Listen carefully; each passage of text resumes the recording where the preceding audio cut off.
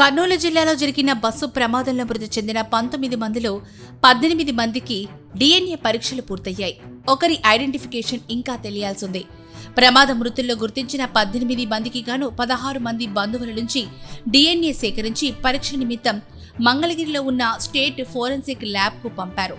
మరో 2 మృతుల బంధువులు మంగళగిరిలోని వారి డిఎన్ఏను ఇవ్వడం జరిగింది.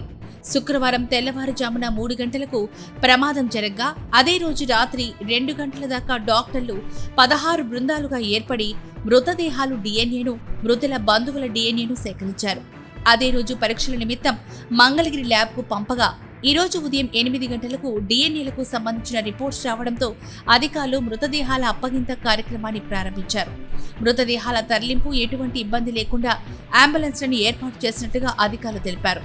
కర్నూలు జిల్లా ఎస్పీ విక్రాంత్ పాటిల్ ఈ సందర్భంగా మాట్లాడుతూ డిఎన్ఏ రిపోర్ట్ల మ్యాచింగ్ ప్రకారం మృతదేహాలను వారి వారి బంధువులకు అందజేస్తున్నట్లుగా తెలిపారు. మృతదేహాలతో పాటు డిఎన్ఏ రిపోర్ట్స్ మరియు పోస్టుమార్టం రిపోర్ట్స్ సంబంధిత డాక్యుమెంట్స్ అన్నీ కూడా మృతుల బంధువులకు అందజేసినట్లు ఎస్పీ తెలిపారు. 19 మంది మృతికి కారణమైనటువంటి బస్సు ప్రమాదంపై కులంకషంగా విచారణ చేపట్టినట్లుగా అని తెలిపారు. విచారణలో రోజురోజుకి కొత్త విషయాలు వెలుగు చూస్తున్నాయని ఎస్పీ వివరించారు. ప్రస్తుతం బైక్ రోడ్డు మీద పడి ఉండడం వల్లనే దాన్ని గమనించకుండా బస్సు డ్రైవర్ ఢీకొట్టి ఈడ్చుకుపోవడం వల్ల వచ్చిన మంటల వల్లే ఈ ప్రమాదం సంభవించినట్లుగా నిర్ధారణకు వచ్చామన్నారు. బైకర్ శివశంకర్ మద్యం సేవించి తన మిత్రుడితో కలిసి డోన్ వైపు వెళ్తూ ఉండగా డివైడర్ కి గుద్దుకొని మరణించడం జరిగిందని ఎస్పీ వివరించారు. శివశంకర్ తో పాటు ఉన్నటువంటి అతని మిత్రుడు ఎర్రి స్వామి కూడా విచారించగా ఇదే విషయం చెప్పారని ఆయన తెలిపారు. బైక్ యాక్సిడెంట్ కు బస్సు ప్రమాదానికి మధ్య సమయంలో కొన్ని వాహనాలు అటుగా వెళ్లాయని వాన్ని కూడా గుర్తించి విచారించినట్లుగా ఎస్పీ తెలిపారు. బస్సు ప్రమాదంలో చనిపోయిన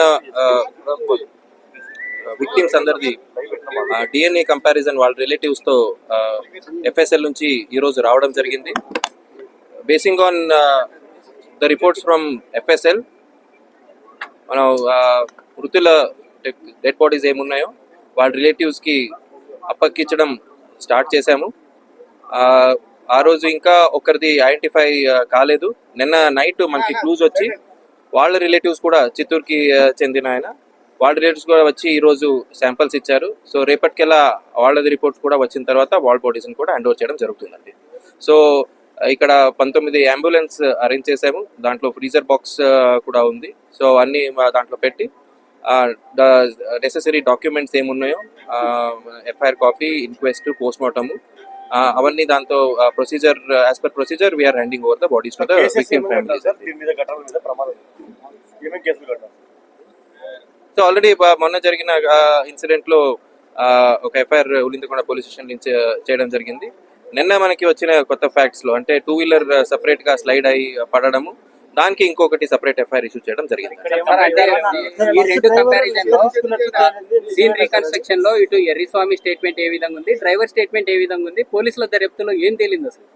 సో అంటిల్ ఇప్పుడు దాకా మనకి ఇన్వెస్టిగేషన్ లో వెలుగులోకి వచ్చింది ఏమంటే ఫస్ట్ ఇద్దరు 2 వీలర్స్ లో వెళ్ళారు కదా, వాళ్ళు ఫస్ట్ స్లైడ్ అయ్యి రోడ్ లో పడడము, ఆ తర్వాత బస్సు వచ్చి రోడ్ మీద ఉన్న 2 వీలర్ ని హిట్ చేసుకుంటూ అక్కడ అగ్ని ప్రమాదం జరిగినట్టు మాకు తెలుసు.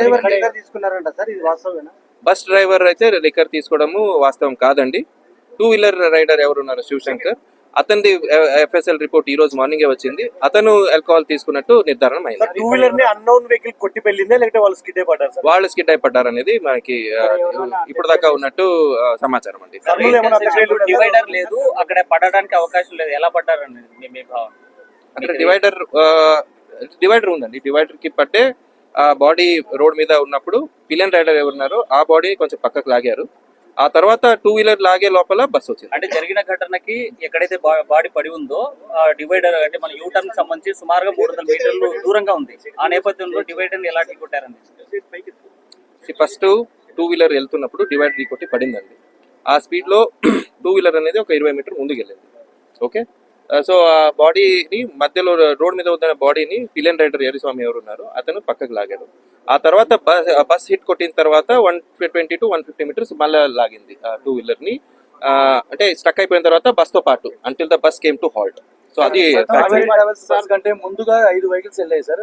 ఆ 10 నిమిషాల గ్యాప్ లో అవి హిట్ అండ్ రన్ చేయలేదన్న గ్యారంటీ ఏంటి sir?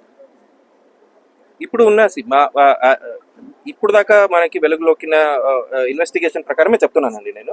As of now investigation says that. తర్వాత ఆ బస్సు వాళ్ళు కూడా మన టచ్ లో వచ్చారు, వాళ్ళ దగ్గర కూడా నుంచి స్టేట్మెంట్స్ తీసుకుంటున్నాం. మొదట Same పోలీస్ ఇదే శాఖ అండి. నుంచి కూడా ప్రెస్ నోట్ రిలీజ్ చేశారు మీరు. మొదట బస్సు మీరు ఎప్పుడెప్పుడు మా ఇన్వెస్టిగేషన్ లో ఏమేమి వచ్చాయో అలా అప్డేట్ తీసుకుంటూ వచ్చామండి.